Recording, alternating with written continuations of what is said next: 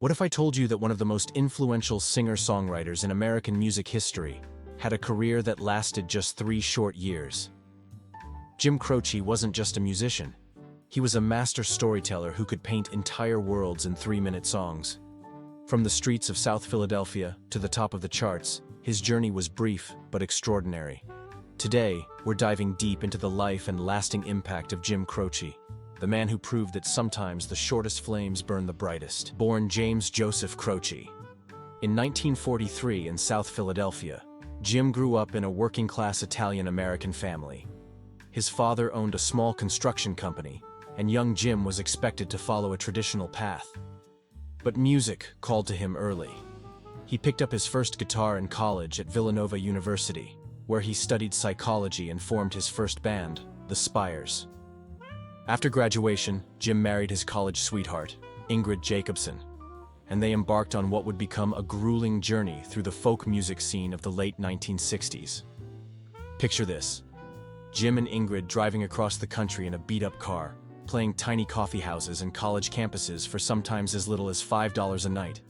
They slept in their car, lived on peanut butter sandwiches, and faced rejection after rejection from record labels. The couple was so broke that Jim took odd jobs to survive. He drove trucks, taught guitar lessons, and even worked construction with his father. But here's what made Jim different. Every experience, every person he met, every struggle he endured became material for his songs. He was constantly absorbing the stories of everyday people, and turning them into musical gold. Everything changed in 1972 when Jim caught the attention of ABC Records. His debut album, You Don't Mess Around with Jim, wasn't just a collection of songs. It was a gallery of American characters. The title track introduced us to Big Jim Walker, a pool hustler who met his match. But it was Operator, That's Not the Way It Feels, that really showcased Jim's storytelling genius. Listen to how he crafts a narrative in that song. A man calling the operator to connect him to his ex-girlfriend, only to discover she's with his former best friend.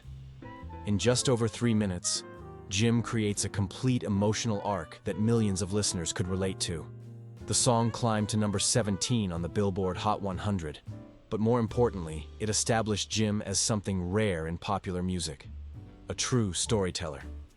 The success continued with Life and Times, his 1973 album that gave us classics like Bad Leroy Brown and I Got a Name. These weren't just catchy tunes, they were miniature movies set to music. Bad Leroy Brown painted a vivid picture of Chicago's South Side, complete with custom continental and diamond rings, while I Got a Name became an anthem of determination and hope. What made Jim Croce revolutionary wasn't just his storytelling, it was how he approached songwriting itself. While his contemporaries were often writing abstract or heavily metaphorical lyrics, Jim wrote with cinematic clarity. He understood that the best stories are universal, and his characters, whether they were tough guys, heartbroken lovers, or dreamers, felt real because they were based on real people he'd encountered. Musically, Jim's style was deceptively simple. His finger-picking guitar technique, influenced by folk and country traditions, provided the perfect backdrop for his narratives. He didn't need elaborate arrangements or studio tricks because his songs were built on solid foundations, memorable melodies, relatable lyrics, and authentic emotion. Jim's influence on the singer-songwriter movement cannot be overstated. He proved that you could be commercially successful while maintaining artistic integrity. Artists like Harry Chapin, who also specialized in story songs, acknowledged Jim's influence. Even today, you can hear echoes of Jim's narrative approach in the work of artists like Jason Isbell, Chris Stapleton, and Casey Musgraves. His guitar playing also influenced countless musicians. That distinctive fingerpicking style, combined with his use of alternate tunings, created a sound that was both intimate and powerful. Guitar players still study his techniques, and his songs remain popular choices in guitar instruction books worldwide. On September 20th, 1973, Jim Croce was at the peak of his career. Bad Leroy Brown had just hit number 1, and he was touring to promote his latest album. After a concert at Northwestern State University in Louisiana, Jim boarded a small chartered plane with 5 others, including his lead guitarist Maury Muleisen. The plane crashed shortly after takeoff, killing everyone aboard. Jim was just 30 years old, and his career had lasted only 3 years. The music world lost not just a talented performer, but a unique voice that captured the American experience in ways few artists ever have. The timing was particularly cruel because Jim had finally achieved the success he'd worked so hard for. He'd gone from sleeping in his car to having a #1 hit, but he barely had time to enjoy it. Here's what's remarkable about Jim Croce's legacy. More than 50 years after his death, his songs still resonate with new generations. "Time in a Bottle," released posthumously, became his biggest hit and remains one of the most beloved songs about cherishing life's precious moments. It's been featured in countless movies, TV shows, and commercials, introducing Jim's music to audiences who weren't even born when he was alive. Jim's influence extends far beyond his recorded output. He helped establish the template for the modern singer-songwriter, proving that personal storytelling could reach massive audiences. His success paved the way for artists who might have been considered too folky for mainstream radio. The authenticity of Jim's work has kept it relevant across decades. In an era of manufactured pop stars and artificial personas, Jim's genuine approach to songwriting feels refreshing. His characters, from the swaggering Leroy Brown to the heartbroken narrator of Operator, feel like people you might actually know. Educational institutions have recognized Jim's literary merit, with his lyrics being studied in songwriting and creative writing courses. His ability to create complete narratives within the constraints of popular song structure is considered a masterclass in efficiency and impact. Today's country music in particular shows Jim's influence clearly.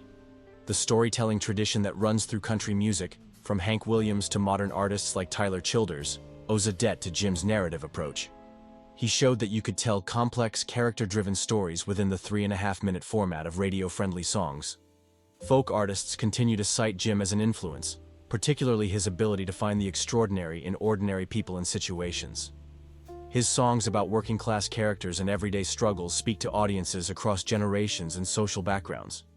Even in hip-hop, an art form built on storytelling, artists have sampled Jim's work and referenced his narrative techniques.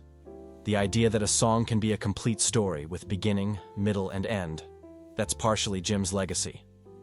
Film and television continue to use Jim's music, recognizing its emotional power and narrative strength. "I Got a Name" has become synonymous with perseverance and determination, while "Time in a Bottle" remains the go-to song for moments of reflection and loss. Jim Croce's story is ultimately about the power of authentic artistry. In just 3 years, he created a body of work that has outlasted artists with decades-long careers. He reminded us that music's greatest power lies not in technical complexity or commercial calculation, but in its ability to tell human stories that matter. His legacy asks us to consider: what stories are we telling? Are we paying attention to the characters around us? Are we finding the extraordinary in the ordinary? Jim Croce did, and in doing so, he created something immortal. The next time you hear Bad Leroy Brown or Time in a Bottle, remember that you're not just listening to a song, you're experiencing the work of a master storyteller who proved that sometimes 3 minutes is all you need to change the world. Jim Croce may have had the briefest of careers, but his impact on music will last forever.